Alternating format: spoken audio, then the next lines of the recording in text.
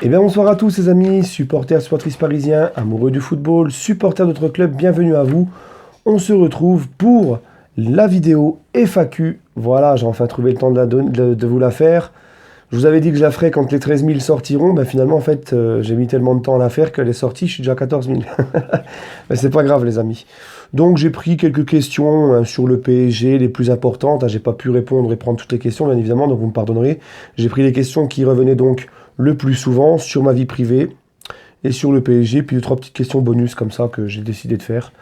Euh, déjà, c'était pour vous dire que ce soir, je serai dans l'émission de Thomas Parle Foot de 21h à 23h sur la chaîne YouTube de Thomas Parle Foot. Donc, pour suivre l'émission, eh bien, vous vous abonnez à la chaîne de Thomas Parle Foot et vous activez la petite clochette de notification. Voilà, donc ça nous changera un petit peu les idées, cette FAQ. Hein. Ça va nous faire du bien. Cette semaine, il n'y a pas de match. Je verrai les vidéos que je vais sortir selon l'actualité. S'il n'y a rien de nouveau ou de croustillant dans l'actualité, je vais poursuivre aussi ma série sur l'histoire du club, etc. Je vais voir ce que je vais faire cette semaine. Demain, je pense que demain, il n'y aura rien. Un petit peu de repos, parce que c'est vrai que là, j'ai enchaîné les vidéos un peu tous les jours. Bref, les amis, donc, question sur PSG. Il y a une question que j'ai trouvée assez rigolote. On m'a posé une question, on m'a dit, si la juge te donne 10 ans ferme, te donne 10 ans ferme, te propose soit elle te donne 10 ans ferme de prison, soit elle t'enferme en prison jusqu'à ce que le PSG gagne la Ligue des Champions. Qu'est-ce que tu choisis? J'ai envie de te dire, choisis jusqu'à ce que le PSG gagne la Ligue des Champions, parce que j'espère qu'on la gagnera avant 10 ans quand même. Depuis combien de temps tu supportes le PSG? Alors cette question-là, elle est sortie très souvent. Alors moi, je supporte le PSG depuis 94. J'avais 6 ans. Hein, j'avais 6 ans. Depuis le fameux titre de champion de France, le deuxième de l'histoire du club. Voilà, le PSG venait d'être champion, je venais de m'intéresser au foot, et je me suis dit, bah tiens, hein, comme tous les gamins, je vais supporter le champion. J'ai eu chaud parce que 1 an avant, ça aurait été Marseille. Voilà, ça a commencé comme ça. Puis c'est vrai qu'au début, bon, j'étais gamin, je regardais plus les résultats dans Téléfoot ou dans le journal le lendemain. Je regardais pas les matchs, tous les matchs. Voilà, ça a commencé vraiment les matchs. J'ai commencé à les regarder vraiment à l'époque de Pedro Miguel Paoletta, où mon père avait Canal et où je loupais quasiment jusqu'à maintenant aucun match. Pour toi, le plus dramatique, c'est Barça-PSG 6-1 ou PSG-Manchester l'année dernière 3-1? Moi, j'estime, les amis, que pour moi, les gars, cette question est importante. Et pour moi, PSG-Manchester m'a fait plus mal que le 6-1 contre Barça. Parce que tu es au parc, tu es à domicile.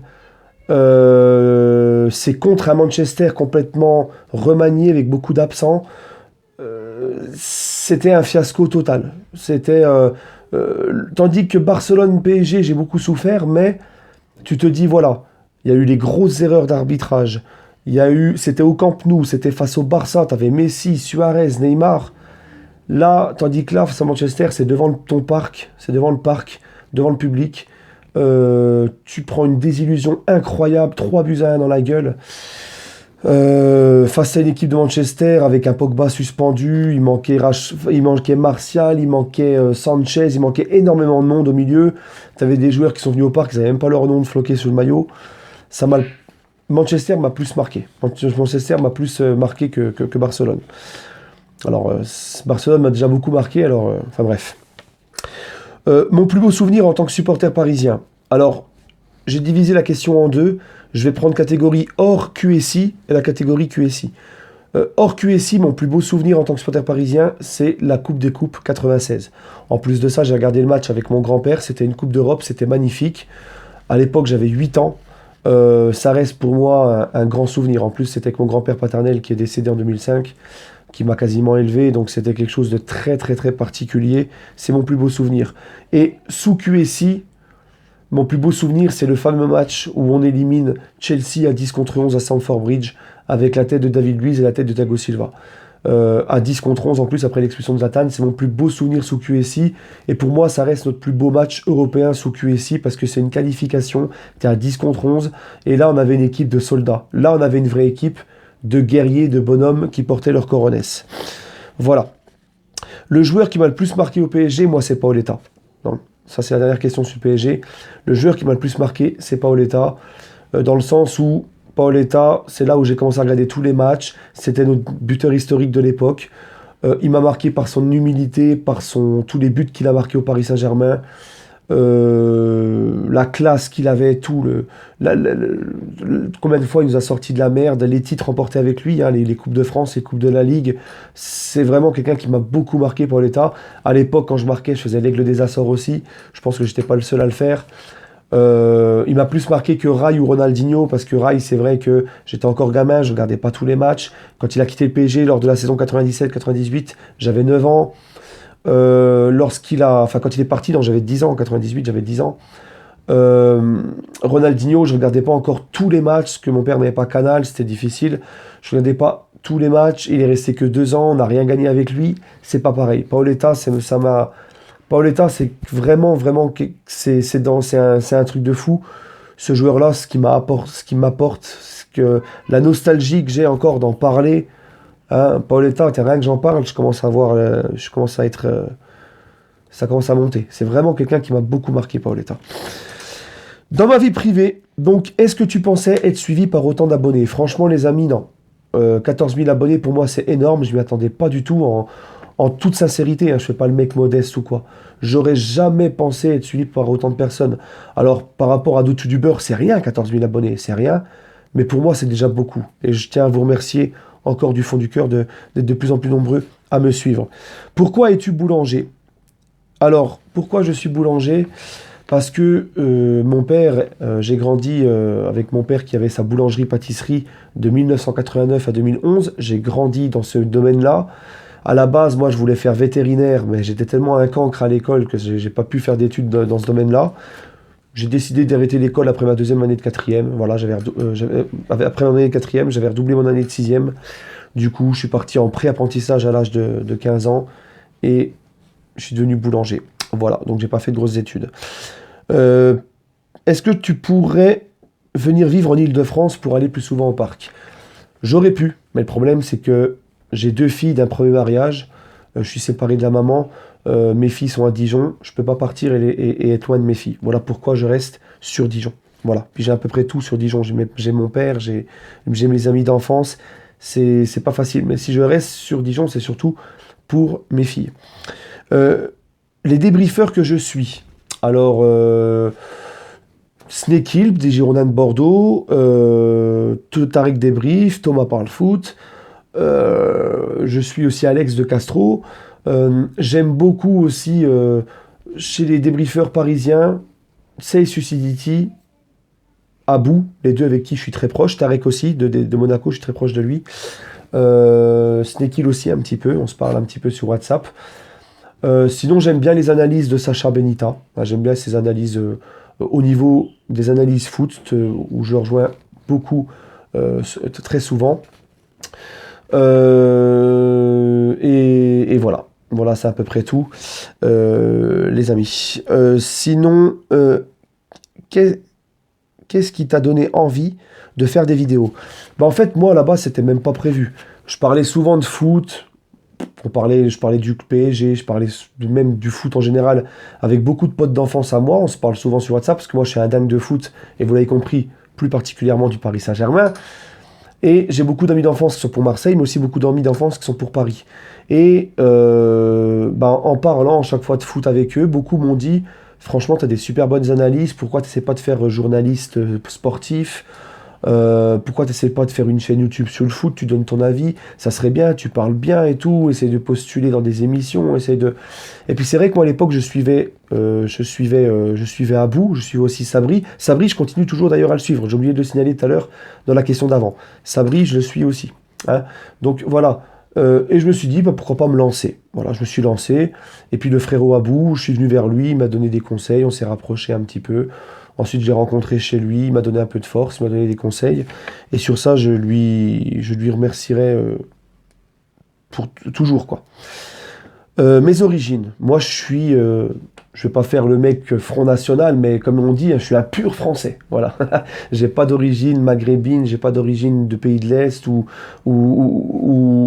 d'Europe du Sud, ou non. Je suis vraiment pur Français, converti musulman, certes, mais voilà, j'ai pas d'origine. Hein. Celle-là, je l'ai pris pour le fun aussi. Est-ce que tu t'es déjà bagarré? Oui. Quand j'étais plus jeune, quand j'avais entre mes De petit jusqu'à mes 18-19 ans, j'étais un grand bagarreur. Je me battais souvent parce que je suis quelqu'un de très impulsif et je me suis souvent battu pour défendre les mecs qui se faisaient hagar en fait. Ceux qui subissaient des hagras, comme on dit, des injustices. Quand j'étais à l'école primaire, je prenais souvent sous mon aile un pote à moi qui était un petit peu en retard par rapport aux autres parce qu'il avait un peu un handicap psychologique. Et je sais que j'étais toujours là pour le protéger. Je détestais quand les mecs de l'école se foutaient de sa gueule. Ça, c'est un truc, les amis, la moquerie sur les handicapés et tout. Ça, c'est un truc que j'ai combattu quand j'étais à l'école. Combien de fois je me suis foutu sur la gueule pour défendre des personnes qui se faisaient hagar ou des handicapés et tout. Et ouais, je me battais beaucoup. C'était surtout aussi à cause de ça. Malheureusement, les gens à l'école n'ont pas de cœur, ils se moquent souvent des autres enfants, ils se moquent souvent des enfants qui sont un peu différents parce qu'ils sont handicapés ou quoi. Il y a encore 2-3 ans en arrière, j'ai failli me battre dans le bus parce que quelqu'un se moquait d'un trisomique et ça m'a rendu fou. Hein, ça m'a rendu fou, je suis allé voir le gars, je lui ai dit écoute, moi je suis là, maintenant, tu te moques d'un trisomique, ils étaient 2-3 gars de 18 ans à peu près. Moi j'allais à la salle de muscu, alors j'étais chaud, tu vois. J'allais pas longtemps avant que j'arrive à la salle et je leur dis qu'est-ce qui vous arrive, les gars, hein? Moi, maintenant, je suis là. Allez-y, foutez-moi de ma gueule ou moquez-lui de lui devant moi. Et je me suis assis à côté de lui. D'ailleurs, ensuite, c'est devenu un ami. Hein, il s'appelle Baptiste, supporter en plus du PSG. Baptiste, qui a mon numéro, qui m'écrit souvent. Voilà, c'est une personne atteinte de trisomie. Et ça a commencé comme ça. Voilà, il y a eu de la sympathie pour moi parce que je l'ai défendu. Et ça a commencé comme ça. Et ça, c'est un truc... je pense vraiment, je pourrais... Ah ouais, pour des trucs comme ça, même encore maintenant, aujourd'hui, je peux me battre. Hein, je peux me battre. Enfin bref, les amis. Puis en fin de compte, ces 3 jeunes trous du cul m'ont dit ouais, mais on rigole et tout. J'ai dit non, moi je rigole pas avec ça. Puis après, ils n'ont plus rien dit. Enfin bref. Qu'est-ce que tu penses de la réforme des retraites? Alors ça, je voulais en parler parce que pour moi, j'estime qu'on est dans un pays, que ça soit les retraités plus tard qui subissent ou même ceux de maintenant, j'estime qu'on est dans un pays où on ne respecte pas assez nos anciens. Où on ne prend pas assez conseil de nos anciens. Et les anciens, c'est précieux. J'ai toujours dit que les anciens, fallait... moi, quand je vais chez ma grand-mère, j'écoute attentivement ses conseils. Leur expérience dans la vie, surtout que moi, ma grand-mère, elle a connu la Deuxième Guerre mondiale. C'est un kiff d'aller chez la grand-mère, d'écouter ce qu'elle te raconte, d'écouter les conseils qu'elle peut te donner dans la vie, dans son expérience de vie. C'est des gens qui ont connu qu'est-ce que c'était que vraiment travailler dur pour nourrir sa famille, qui ont vraiment connu des vraies galères. Et j'estime qu'on les respecte pas assez, les petits papis, les petits mamis. Ils sont souvent tout seuls, on les laisse un peu trop tout seuls. Et je sais que quand j'étais en intérim en tant que facteur à la Poste, à un moment donné, les meilleurs des clients avec qui j'aimais échanger, c'était les petits papis, les petites mamies. Voilà, toujours le sourire, toujours un mot gentil, toujours quelque chose...